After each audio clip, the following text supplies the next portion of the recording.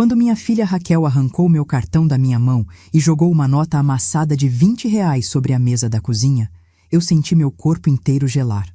Ela olhou para mim com um sorriso de canto de boca, aquele tipo de sorriso que carrega desprezo puro, e disse bem devagar, saboreando cada palavra: "Pega isso e se vira para passar o mês, velha. Você não tem mais cabeça para lidar com dinheiro. Agora quem manda aqui sou eu." Meus dedos tremeram quando toquei naquela nota suja. 62 anos de vida, 35 deles dedicados a salvar vidas como médica. E ali estava eu, sendo humilhada pela própria filha dentro da minha casa. Ela girou nos calcanhares, com aquelas unhas postiças longas balançando no ar, pegou a bolsa de marca que eu nunca tinha visto antes e saiu batendo a porta. Ouvi o salto fino dela descendo a escada do prédio, a risada debochada ecoando pelo corredor, e depois o silêncio. Você que está me ouvindo agora, me responde uma coisa. Até onde vai a ingratidão de um filho? Até onde uma mãe deve aceitar ser pisoteada por quem ela colocou no mundo? Porque o que aconteceu depois daquele dia mudou tudo. Se você quer saber como uma simples ligação virou a mesa completamente, deixa o like aqui, se inscreve no canal e ativa o sininho, porque essa história vai te mostrar que dignidade não tem preço, e justiça sempre chega para quem espera o momento certo. Aqui no canal eu trago histórias reais de superação, de mulheres que não aceitaram ser capacho de ninguém, nem da própria família. Agora vem comigo que eu vou te contar desde o começo como tudo começou. Meu nome é Irene da Silva, tenho 62 anos e trabalhei durante 35 anos como médica aqui em São Paulo. Comecei minha carreira num hospital público da Zona Leste, fazia plantões de 24 horas, atendia emergências, via gente chegando com bala no corpo, criança com pneumonia, idoso infartando.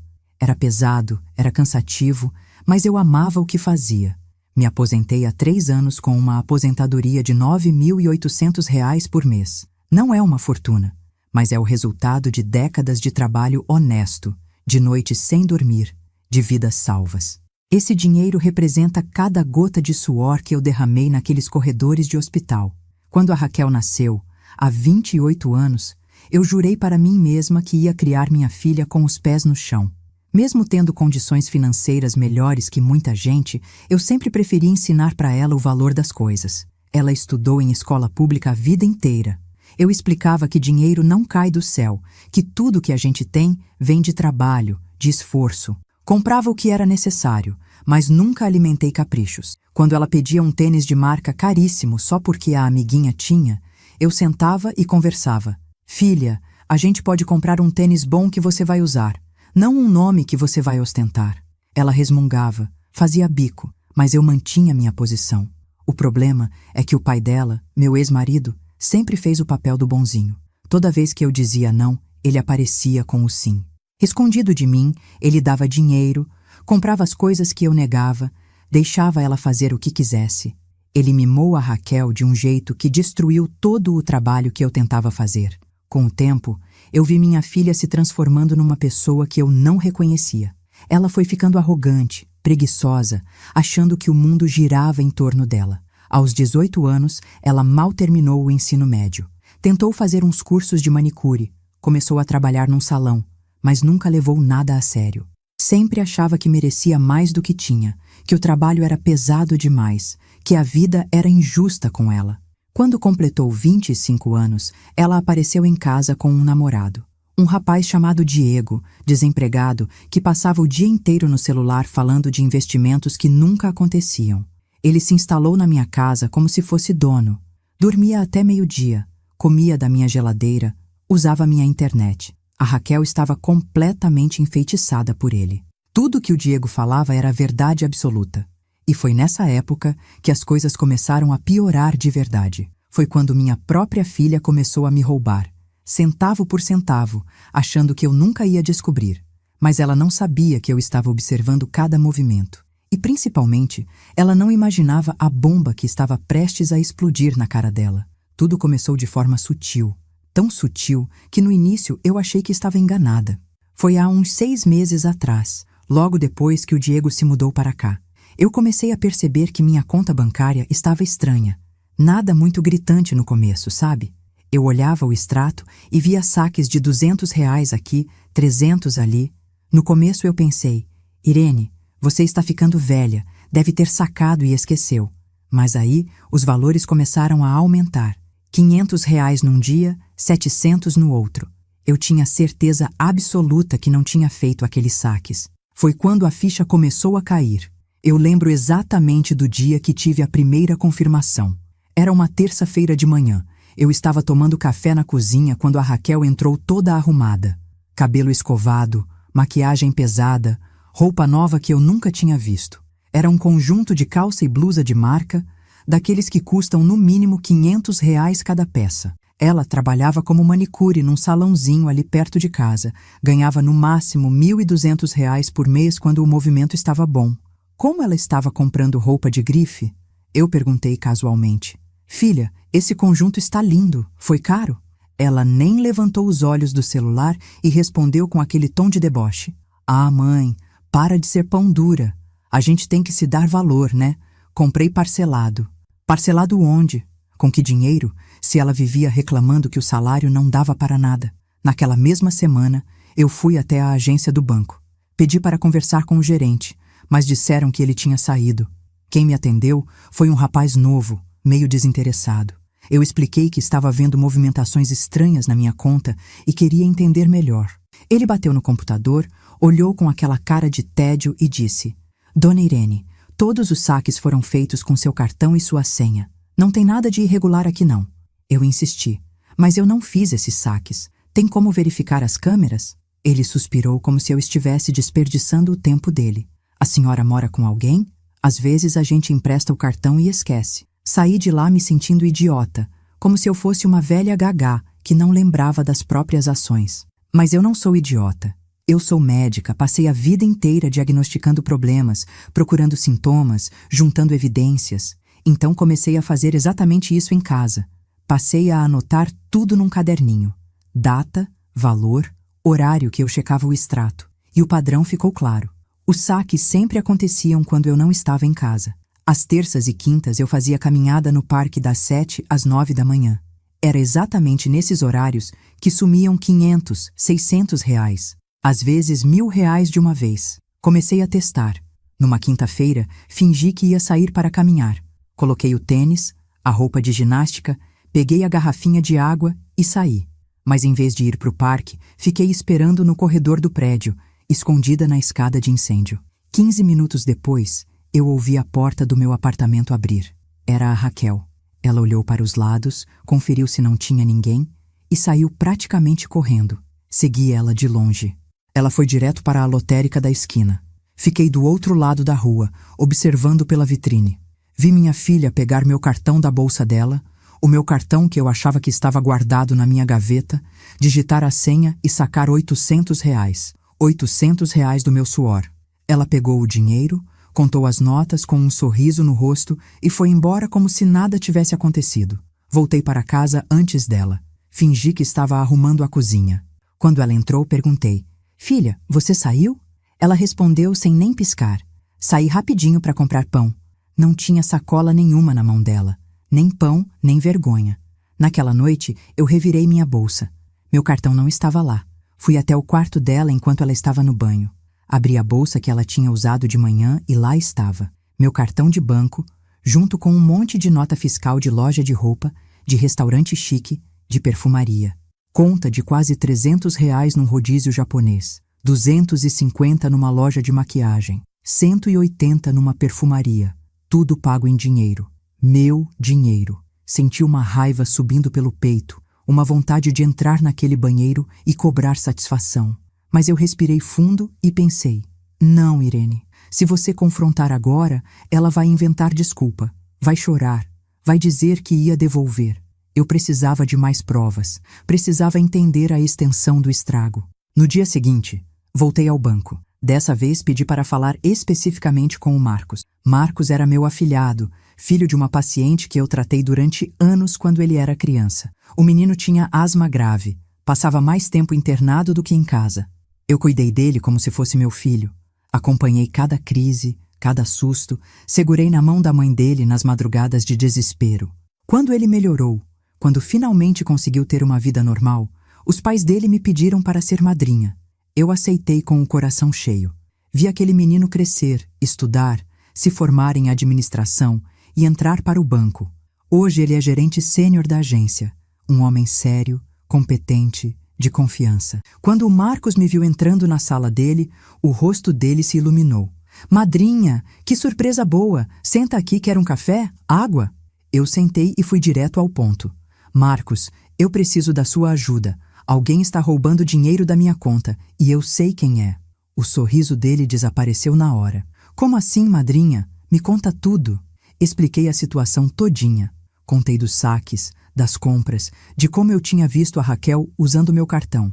Os olhos dele foram ficando cada vez mais duros. Quando terminei de falar, ele balançou a cabeça com decepção.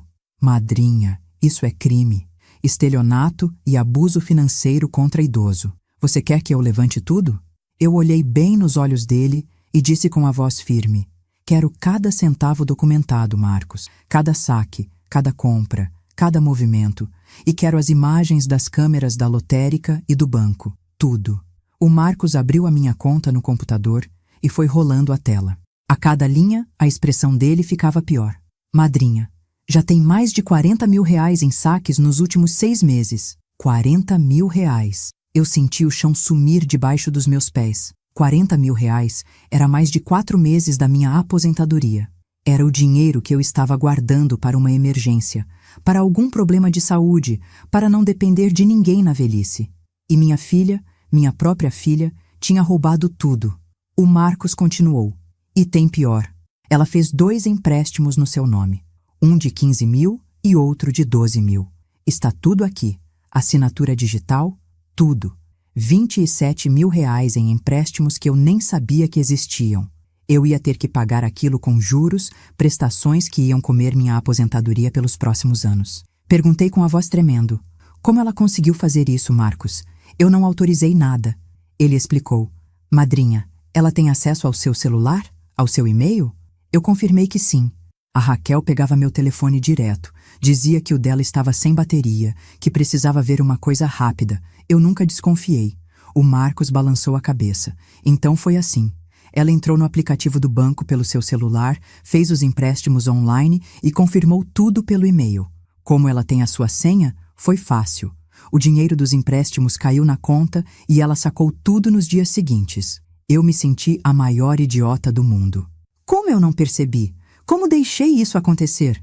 O Marcos imprimiu um relatório completo. Eram 12 páginas de saques, transferências, empréstimos. Ele separou tudo por data, com valores e locais. Depois ele fez mais. Madrinha, eu vou solicitar as imagens das câmeras de segurança. Vai demorar uns 3 dias, mas você vai ter a prova visual dela fazendo os saques. Eu agradeci, peguei aquele calhamaço de papel e saí dali com uma missão clara na cabeça. Não ia confrontar a Raquel ainda. Ia deixar ela continuar se achando esperta, continuar gastando, continuar se afundando. Porque quanto mais fundo ela cavasse, mais dolorosa seria a queda. Nos dias seguintes, eu observei tudo em silêncio. A Raquel e o Diego saíam quase toda a noite. Voltavam tarde, cheirando a bebida cara, com sacolas de loja. Ela começou a fazer as unhas toda semana, dessas de gel que custam 150 reais. Comprou um celular novo, daqueles de 3 mil reais, e disse que tinha parcelado. Parcelado como? Se ela não tinha nem crédito aprovado em loja. O Diego também apareceu com tênis novo, relógio novo. Eu via os dois rindo, tirando foto para postar nas redes sociais, ostentando uma vida que não era deles. Era a minha vida, meu trabalho, meu sacrifício sendo transformado em likes e curtidas. A gota d'água aconteceu numa sexta-feira à noite. Eu estava na sala assistindo televisão quando os dois chegaram. Vieram acompanhados de um casal de amigos, todos bebidos, falando alto, rindo. A Raquel entrou na cozinha, abriu minha geladeira como se fosse dela e começou a pegar as coisas para fazer lanche. Presunto, queijo, pão, refrigerante. Tudo o que eu tinha comprado para a semana. O Diego estava na sala se exibindo para os amigos. Ó, a casa é massa, né? Tudo nosso aqui. A velha mora com a gente, mas quem manda mesmo é nós. Velha. Ele me chamou de velha, na minha própria casa. Eu senti uma vontade imensa de levantar e colocar todo mundo para fora, mas respirei fundo. Calma, Irene. Deixa eles cavarem mais fundo. Fui para o quarto e tranquei a porta. Deitei na cama, mas não consegui dormir. Ficava ouvindo aquela zoeira toda, as risadas, a música alta. Às 2 da manhã, bateram na minha porta. Era a Raquel, completamente embriagada. Mãe, abre aqui, abre. Eu abri. Ela estava segurando uma garrafa de vinho vazia e cambaleando. Mãe, você tem dinheiro aí? Eu preciso de R$ 100 para pagar o Uber dos meus amigos. R$ 100, às 2 da manhã, depois de gastar 40 mil. Eu olhei bem no rosto dela e disse, não tenho. Ela deu uma risada sarcástica. Ah, é? Aposto que você tem escondido aí igual uma mão de vaca. Pode ir procurando que eu vou achar de qualquer jeito. E saiu batendo a porta. No sábado de manhã, acordei com a casa em silêncio. Fui até a sala e vi o cenário. Garrafas vazias, copos sujos, cinzeiro cheio, restos de comida na mesa. A casa estava um chiqueiro. A Raquel e o Diego estavam no quarto dela, dormindo. Passei o dia limpando tudo sozinha. Ninguém apareceu para ajudar. Ninguém pediu desculpa. Quando finalmente acordaram, já era quase 4 da tarde. A Raquel passou por mim como se eu fosse invisível. Foi direto para o banheiro. O Diego foi até a cozinha, abriu a geladeira, viu que estava vazia e gritou. Raquel, não tem nada para comer aqui nessa porcaria. Eu estava na sala e ouvi a resposta dela. Deixa que depois a gente pede comida. Usa o cartão da velha que ela nem percebe. Usa o cartão da velha. Foi nessa hora que algo dentro de mim rachou de vez. Não era mais raiva. Era uma frieza absoluta. Uma clareza cristalina do que eu precisava fazer. Entrei no quarto, peguei meu celular e liguei para o Marcos. Afilhado, já chegaram as imagens? Ele respondeu que sim, que já tinha tudo separado. Então prepara tudo, eu vou precisar de você na segunda-feira. Ele entendeu na hora. Madrinha, você tem certeza? Isso vai ser pesado. Eu respondi com a voz mais firme que já usei na vida. Tenho certeza absoluta. Prepara tudo e me liga quando estiver pronto. No domingo, a Raquel acordou de bom humor. Ela começou a mexer no celular, vendo roupas em loja online. De repente, ela me chamou. Mãe, vem aqui. Fui até o quarto dela. Ela mostrou a tela do celular com uma bolsa de marca, daquelas que custam R$ 2.000. Olha que linda! Vou comprar essa semana. Eu olhei para a bolsa, depois para a cara dela e não disse nada. Ela franziu a testa. Que cara é essa? Você não gostou? Eu só dei de ombros. Faz o que você quiser, Raquel. Ela sorriu com arrogância. Vou fazer mesmo. Aliás, você sabe onde está seu cartão? Preciso dele para uma coisa. Meu cartão. Aquele que ela tinha roubado, que estava usando fazia meses, e agora tinha a cara de pau de pedir como se fosse um favor normal. Eu respirei fundo e menti. Acho que está na minha bolsa. Pode pegar. Ela levantou correndo, foi até meu quarto e voltou com o cartão na mão. Achei. Vou sair rapidinho, tá? Saiu de casa e eu sabia exatamente para onde ela estava indo. Para a lotérica sacar mais dinheiro. Peguei meu celular e mandei mensagem para o Marcos. Ela acabou de sair com meu cartão. Vai fazer mais um saque agora. Ele respondeu. Deixa comigo, madrinha. Vou pedir para liberar as câmeras em tempo real. Vamos ter ela ao vivo cometendo o crime. 40 minutos depois, a Raquel voltou. Entrou em casa com 3 sacolas de loja. 3 sacolas cheias de roupa, sapato, maquiagem. Ela passou por mim sorrindo. Comprei umas coisinhas. Ah, seu cartão está aqui. Toma. E jogou meu cartão em cima da mesa da cozinha como se fosse um lixo qualquer. Naquela noite, não consegui jantar. Fiquei sentada na sala, olhando para o teto, pensando em tudo o que tinha acontecido nos últimos meses. Pensei em cada plantão que eu tinha feito, cada noite de sono perdida, cada paciente que eu salvei. Tudo para ser roubada pela própria filha. Mas a dor estava acabando. A partir da segunda-feira, a história ia virar. E a Raquel não fazia ideia do que estava esperando por ela. Segunda-feira chegou. Eu acordei às 6 da manhã. Tomei banho, me arrumei. Coloquei uma roupa social, dessas que eu usava para reuniões importantes no hospital. Passei um batom, prendi o cabelo. Olhei no espelho e vi a Irene de antigamente. A Irene que não abaixava a cabeça para ninguém. A Irene que sempre lutou pelos seus direitos. Saí de casa às 7h30. A Raquel ainda estava dormindo. Fui direto para o banco. O Marcos já estava me esperando na sala dele. Ele levantou quando me viu entrar. Madrinha, está tudo pronto? Tenho os relatórios, as imagens das câmeras, os comprovantes dos empréstimos fraudulentos. Tenho até a digital dela no sistema confirmando que foi ela quem acessou sua conta pelo celular. Ele colocou tudo em cima da mesa. Eram pastas e mais pastas de documentos. Eu olhei para tudo aquilo e senti um peso enorme. Não era ódio, era tristeza. Tristeza de saber que minha própria filha tinha me roubado, tinha me tratado como lixo, tinha destruído a confiança que eu tinha nela. Mas junto com a tristeza tinha algo mais forte: determinação. O Marcos pegou o telefone. Madrinha, eu já entrei em contato com a polícia. Conversei com um delegado que é conhecido meu. Expliquei a situação. Ele disse que é um caso claro de estelionato e abuso financeiro contra idoso. Se a senhora quiser, ele pode ir até sua casa hoje mesmo com a ordem judicial. Olhei para o Marcos e disse: quero. Marca para as 3 da tarde. Eu vou estar lá. Saí do banco e voltei para casa. A Raquel estava acordada, tomando café na cozinha. Quando me viu arrumada, perguntou: aonde você foi tão cedo? Respondi calmamente: resolvi umas coisas no banco. Ela deu de ombros e voltou a mexer no celular. Eu fui para o meu quarto, tranquei a porta e esperei. Esperei o tempo passar, olhando o relógio a cada 5 minutos. 12:00, 1 da tarde, 2 da tarde, 2:45. Meu celular tocou. Era o Marcos. Madrinha, o delegado e a equipe estão a caminho. Eu vou junto. Chego aí em 10 minutos. Respondi que estava esperando e desliguei. Saí do quarto e fui até a sala. Sentei no sofá, peguei uma revista e fingi que estava lendo. A Raquel estava no quarto dela com o Diego, os dois rindo de alguma coisa no celular. 3 horas em ponto. A campainha tocou. Levantei devagar, fui até a porta e abri.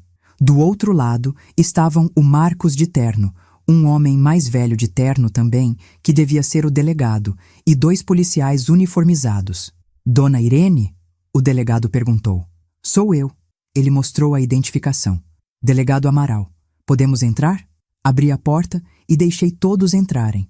Foi nessa hora que a Raquel saiu do quarto. Quando ela viu aquele monte de gente na sala, a cara dela mudou na hora. Do rosto dela sumiu toda a arrogância. Apareceu medo. A Raquel ficou parada na porta do quarto, olhando para aquela cena como se não conseguisse processar o que estava vendo. O Diego apareceu atrás dela, ainda sem camisa, com aquela cara de quem acabou de acordar.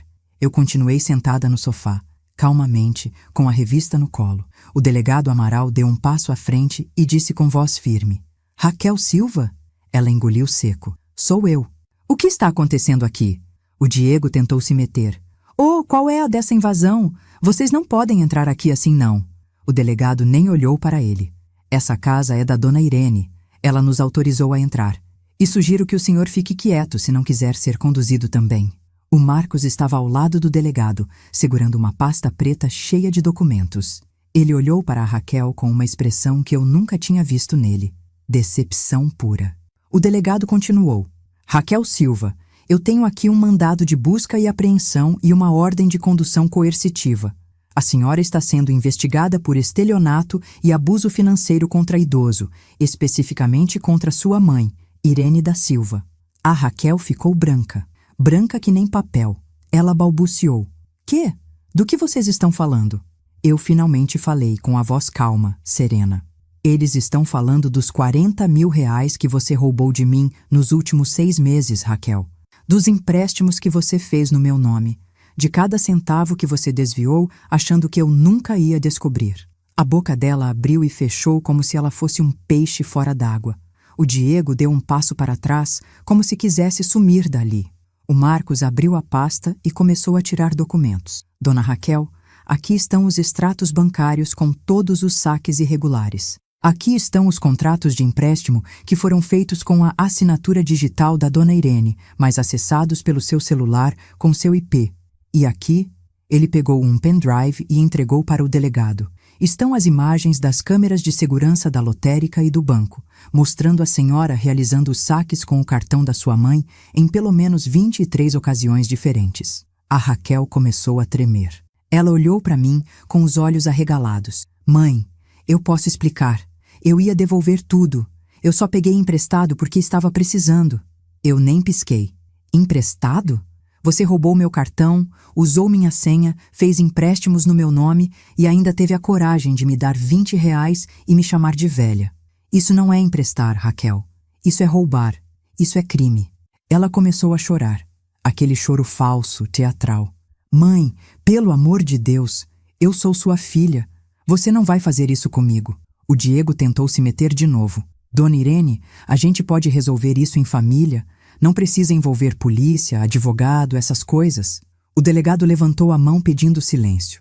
O senhor realmente quer ficar quieto. Eu já tenho informações que indicam que o senhor também se beneficiou do dinheiro roubado. Se quiser ser investigado como cúmplice, pode continuar falando. O Diego calou a boca na hora. O delegado voltou a atenção para a Raquel. Dona Raquel, a senhora tem direito de permanecer em silêncio. Tudo o que disser poderá ser usado contra a senhora. Mas eu preciso que a senhora me acompanhe até a delegacia para prestar depoimento. Ela caiu de joelhos no chão. Literalmente caiu de joelhos, com as mãos juntas implorando.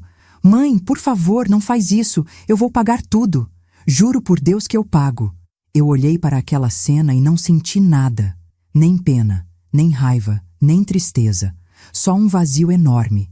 Levantei do sofá, caminhei até ela e disse bem baixinho, só para ela ouvir.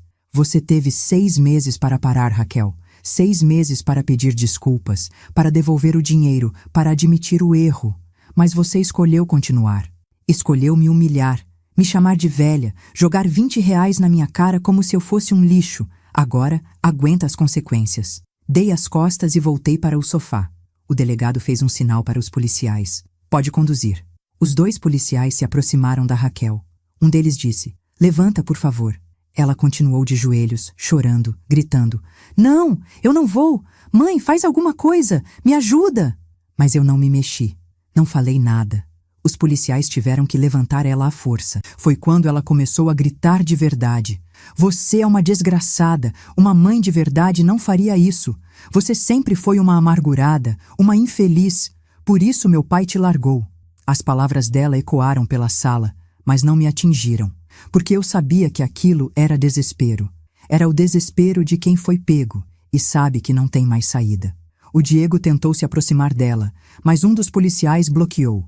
O senhor fica aí. A Raquel foi sendo levada em direção à porta, esperneando, chorando. Antes de sair, ela virou para mim uma última vez e gritou. Você vai se arrepender disso. Eu sou sua filha. Você não tem mais ninguém. Vai morrer sozinha, sua velha amarga. A porta se fechou. O silêncio tomou conta da sala. O Diego estava encostado na parede, pálido, tremendo. O Marcos se aproximou dele. E o senhor? Vai querer colaborar com a investigação ou vai querer dificultar? O Diego engoliu seco. Eu não sabia de nada. Ela que fazia tudo. O Marcos riu sem humor. Claro. Você só gastava o dinheiro, né? Nós temos nota fiscal de compra suas pagas com o dinheiro da dona Irene. Então sugiro que colabore se não quiser ser indiciado também. O delegado Amaral se sentou na poltrona e abriu uma pasta. Dona Irene, a senhora quer prestar queixa formal? Eu assenti com a cabeça. Quero tudo. Estelionato, abuso financeiro, apropriação indébita. Tudo que ela fez está documentado. Ele começou a preencher uns papéis. A senhora está ciente de que isso pode resultar em pena de reclusão para sua filha? Eu olhei bem nos olhos dele. Estou ciente e estou preparada para levar isso até o fim. Ele balançou a cabeça. Entendo. Vou precisar que a senhora vá até a delegacia amanhã para formalizar tudo e assinar a queixa-crime. O Marcos aqui já me passou toda a documentação bancária. Com esse material, a denúncia vai ser aceita com certeza. Depois que todos foram embora, a casa ficou em silêncio. O Diego tinha sumido também. Provavelmente foi atrás da Raquel. Eu sentei no sofá e fiquei olhando para a parede. Não chorei, não tremi. Só fiquei ali, processando tudo o que tinha acontecido. Minha filha tinha sido levada pela polícia, minha própria filha. Mas ao mesmo tempo, eu sentia uma sensação estranha. Era alívio. Alívio de finalmente ter colocado um ponto final naquela situação. De não precisar mais fingir que estava tudo bem. De não precisar mais engolir humilhação calada. No dia seguinte, fui até a delegacia bem cedo. O delegado Amaral me recebeu pessoalmente. Ele me levou até uma sala onde estava tudo preparado. Documentos, testemunhos, provas. Ele explicou cada passo do processo. Dona Irene, com base nas evidências que o Marcos forneceu, nós já temos material suficiente para indiciar sua filha.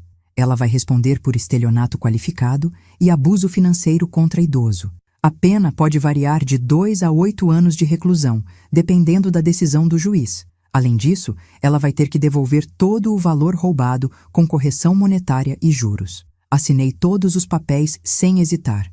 Cada página, cada termo, cada declaração. Quando terminei, o delegado me disse: "A Raquel passou a noite aqui na delegacia. Ela não parou de chorar. Pediu para falar com a senhora várias vezes, mas eu disse que só seria possível se a senhora quisesse." Eu balancei a cabeça. Não quero falar com ela. Não tenho nada para dizer. Ele entendeu e me acompanhou até a saída. Antes de eu ir embora, ele disse: "Dona Irene, a senhora está fazendo a coisa certa. Sei que é difícil, mas a senhora está protegendo não só a senhora mesma, mas também dando uma lição que talvez seja a única chance dela mudar de vida." Agradeci e fui embora. Nos dias seguintes, as coisas foram acontecendo rápido. A Raquel foi levada para uma audiência de custódia. O juiz, ao analisar as provas e ver a gravidade do crime, determinou prisão preventiva. Ela foi transferida para um presídio feminino, onde ficaria até o julgamento. A notícia se espalhou rápido. Vizinhos começaram a me parar na rua, uns com pena, outros com curiosidade mórbida. A dona Conceição, que morava no apartamento ao lado, me abordou no elevador. "Irene, é verdade que sua filha foi presa?" Eu respondi com simplicidade: "É verdade. Ela me roubou e agora está pagando pelo que fez." A mulher ficou sem reação. Não sabia se consolava ou se fingia que não tinha ouvido nada. O Diego desapareceu. Sumiu do mapa. Levou as coisas dele do apartamento numa noite e nunca mais deu as caras. Descobri depois, pelo Marcos, que ele tinha voltado para a casa da mãe dele no interior. Covarde até o fim. Abandonou a Raquel na primeira dificuldade. Mas, sinceramente, eu não me importei. Quanto menos eu visse aquele homem, melhor. Limpei o quarto que eles usavam. Joguei fora tudo que era dele. Doei as roupas dela para um brechó. Transformei aquele quarto num escritório. Comprei uma mesa, uma cadeira boa, estantes. Fiz daquele espaço um lugar meu, sem nenhum rastro deles. 3 semanas depois da prisão, recebi uma ligação do advogado que a Raquel tinha conseguido, um advogado público. Ele queria marcar uma reunião comigo para tentar um acordo. Aceitei receber ele no meu apartamento. Era um homem jovem, uns 30 e poucos anos, com uma pasta velha debaixo do braço. Ele sentou na sala e começou: "Dona Irene, eu sou o Dr. Felipe, advogado da sua filha. Vim aqui para tentar encontrar uma solução amigável para essa situação." Eu cruzei os braços. "Solução amigável? Tipo o quê?" Ele abriu a pasta. "A Raquel está arrependida. Ela quer devolver todo o dinheiro, fazer um acordo para pagar em parcelas, e em troca a senhora retiraria a queixa." Eu ri. Ri mesmo, uma risada curta e sem humor. "Doutor Felipe, deixa eu te explicar uma coisa. Minha filha me roubou 40 mil reais. Fez empréstimos de 27 mil no meu nome. Me humilhou, me chamou de velha, jogou 20 reais na minha cara. Durante 6 meses ela olhou para mim todo dia, sabendo o que estava fazendo, e não sentiu remorso nenhum. Agora que foi presa, que está enfrentando consequências reais, ela está arrependida? Não, doutor. Ela está com medo. E eu não vou retirar queixa nenhuma." O advogado suspirou. "Dona Irene, a senhora precisa entender que ela é sua filha. Família é para sempre. Esse processo vai destruir a vida dela." Eu me inclinei para a frente e olhei bem nos olhos dele. "A vida dela? E a minha, doutor? Eu trabalhei 35 anos como médica. Salvei vidas, suei, sofri, me sacrifiquei. Esse dinheiro que ela roubou era o meu futuro. Era minha segurança. Era o que me garantia não depender de ninguém na velhice. Ela destruiu isso sem pensar 2 vezes. Então não venha me falar de família. Família se constrói com respeito, com amor, com honestidade. Ela não me tratou como família. Me tratou como um banco, como uma idiota que ela podia usar e descartar." O advogado tentou argumentar mais um pouco, mas eu fui irredutível. Ele foi embora de mãos vazias. O julgamento aconteceu 4 meses depois. Eu estava lá, sentada nas cadeiras do fórum, vendo tudo. A Raquel entrou algemada, com um uniforme de presidiária, o cabelo preso, sem maquiagem. Ela estava diferente. Mais magra, com olheiras fundas, a pele pálida. Quando me viu, tentou segurar o choro, mas não conseguiu. As lágrimas desceram e ela baixou a cabeça. O juiz era um homem de uns 60 anos, sério, de óculos. Ele leu todas as acusações, analisou todas as provas. O Marcos foi chamado como testemunha, apresentou todos os documentos, explicou cada movimento bancário. Quando o juiz perguntou se a Raquel tinha algo a dizer, ela levantou e com a voz tremendo disse: Eu pequei. Pequei contra minha mãe, contra Deus. Eu estava cega pela ganância. Eu peço perdão. O juiz ouviu em silêncio e depois proferiu a sentença. Raquel Silva, pelos crimes de estelionato qualificado e abuso financeiro contra idoso, eu te condeno a 3 anos e 6 meses de reclusão em regime fechado. Além disso, determino que seja feita a restituição integral dos valores subtraídos, acrescidos de correção monetária e juros. A ré também deverá cumprir 300 horas de serviços comunitários após a saída do regime fechado. 3 anos e meio. A Raquel desabou na cadeira, chorando convulsivamente. Eu não senti nada. Nem alegria, nem tristeza. Só um vazio. Ela cumpriu 6 meses de prisão antes de conseguir progressão para o regime semiaberto por bom comportamento. Quando saiu, estava completamente diferente. O tempo na prisão tinha quebrado toda aquela arrogância. Ela tentou me ligar algumas vezes, mas eu não atendi. Mandou cartas que eu não abri. Até que um dia, uns 2 meses depois que ela saiu, eu estava voltando do mercado quando a vi. Estava na porta do prédio, esperando. Quando me viu, ficou parada, sem saber o que fazer. Eu caminhei até ela e parei a uns 2 metros de distância. Ela estava com uma roupa simples, surrada, o cabelo preso num rabo de cavalo. As unhas, que antes eram sempre impecáveis, estavam curtas, sem esmalte. Ela falou com a voz baixa. Mãe, eu sei que você não quer falar comigo. Eu só queria te dizer que eu consegui um emprego. É na limpeza de banheiros públicos na rodoviária. Eu trabalho 10 horas por dia, 6 dias por semana. Ganho R$ 1.400 por mês. Ela enfiou a mão no bolso e tirou uma nota amassada de R$ 20. Lembra disso? Lembra quando eu joguei na sua cara e mandei você se virar? Ela começou a chorar. Eu trabalhei o dia inteiro hoje, mãe. O dia inteiro de joelhos, esfregando o chão, limpando vaso sanitário, sendo xingada por gente bêbada. Sabe quanto eu ganhei por esse dia? R$ 20 de adiantamento. Os mesmos R$ 20 que eu joguei em você como se fosse lixo. Ela estendeu a nota para mim. Eu entendi, mãe. Entendi o valor do trabalho. Entendi o quanto você sofreu para me criar. Entendi que dinheiro não é só papel, é suor, é dignidade, é esforço. Eu pequei contra você de um jeito que eu nunca vou conseguir consertar. Mas eu queria que você soubesse que todo dia, quando eu estou de joelhos naquele banheiro imundo, eu lembro do que eu fiz. E eu sinto vergonha. Uma vergonha que me consome por dentro. Eu peguei a nota da mão dela. Olhei para aquele papel amassado, sujo de tanto ser manuseado. Depois, olhei nos olhos dela e disse: Raquel, eu não sei se um dia eu vou conseguir te perdoar. Não sei se a gente vai ter uma relação de mãe e filha de novo. Mas eu vejo que você está tentando, que você entendeu. E por enquanto, isso basta. Ela soluçou. Eu vou pagar tudo, mãe. Até o último centavo. A justiça determinou que eu pague R$ 300 por mês. Vai demorar anos, eu sei. Mas eu vou pagar. Eu balancei a cabeça. Não quero seu dinheiro, Raquel. Quero que você aprenda a viver de forma honesta. Que você construa uma vida digna. Isso vale mais do que qualquer valor que você possa me devolver. Ela enxugou as lágrimas com as costas da mão. Posso? Posso te dar um abraço? Eu hesitei. Por um segundo quase disse que não. Mas algo dentro de mim cedeu. Abri os braços e ela se jogou neles, chorando feito criança. Eu não chorei. Só segurei ela ali por alguns segundos e depois me afastei. Vai para casa, Raquel. E toma cuidado.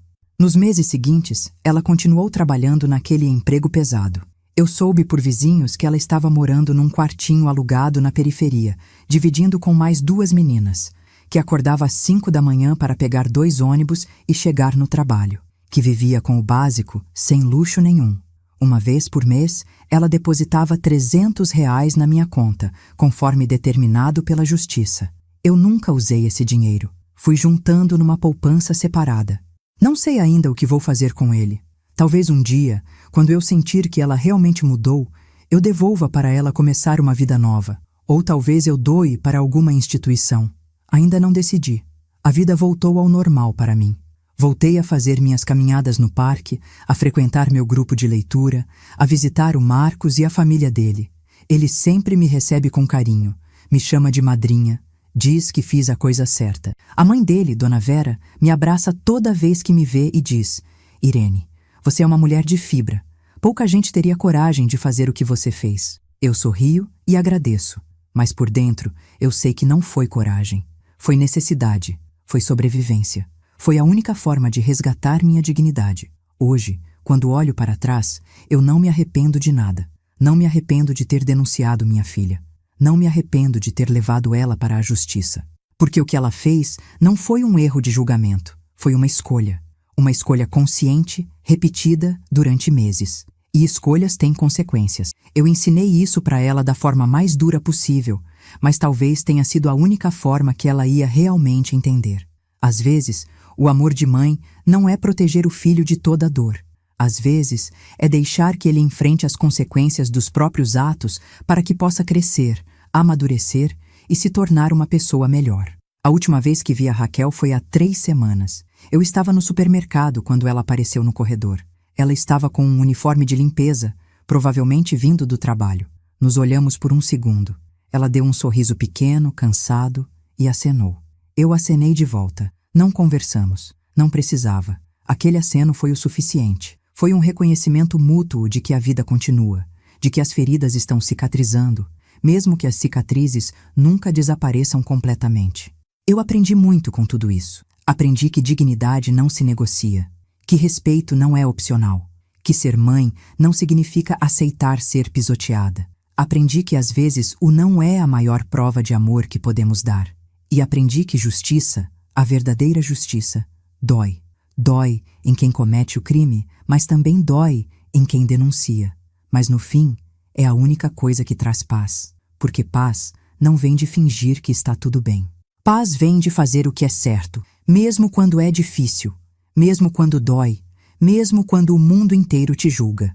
Então, para você que está me ouvindo agora, que talvez esteja passando por uma situação parecida, que está sendo desrespeitado por um filho, por um familiar, por alguém que deveria te amar, eu quero te dizer uma coisa: você não merece ser tratado assim. Você não tem obrigação de aceitar abuso só porque vem de alguém da família. Sangue não dá carta branca para humilhação.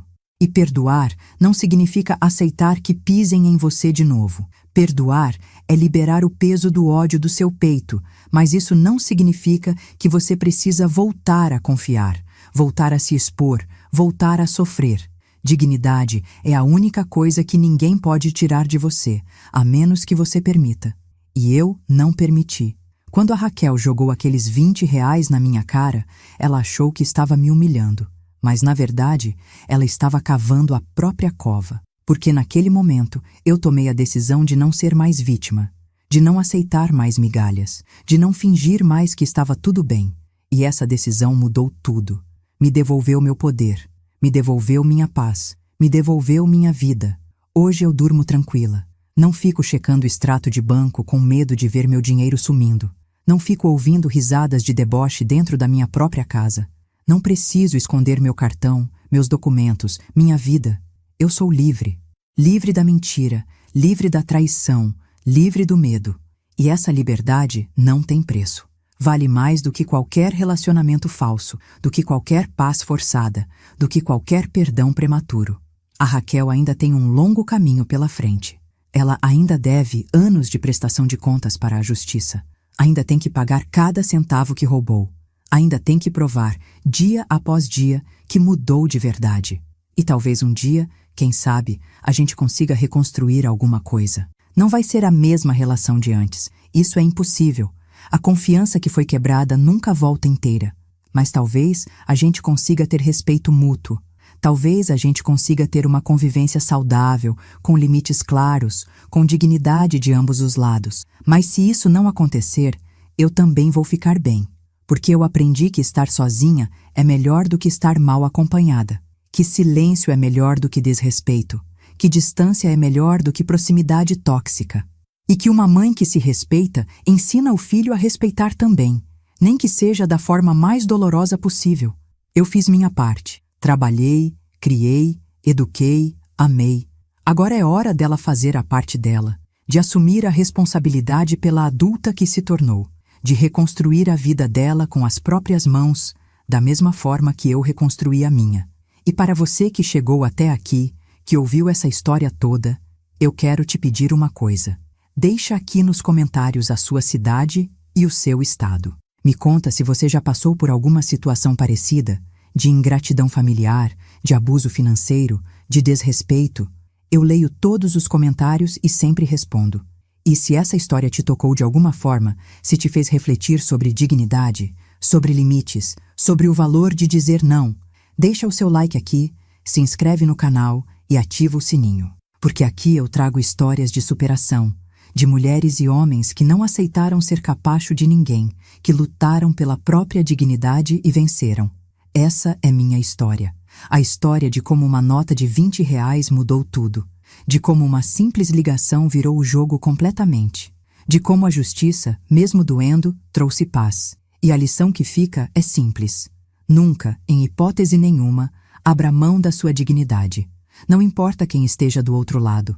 Não importa se é filho, se é pai, se é irmão. Respeito não se pede, se impõe. E quando alguém te desrespeita, você tem todo o direito de mostrar que aquilo não vai ser tolerado, porque você é valioso. Você é digno de amor, de respeito, de consideração. E quem não consegue te dar isso, não merece estar na sua vida. Ponto final.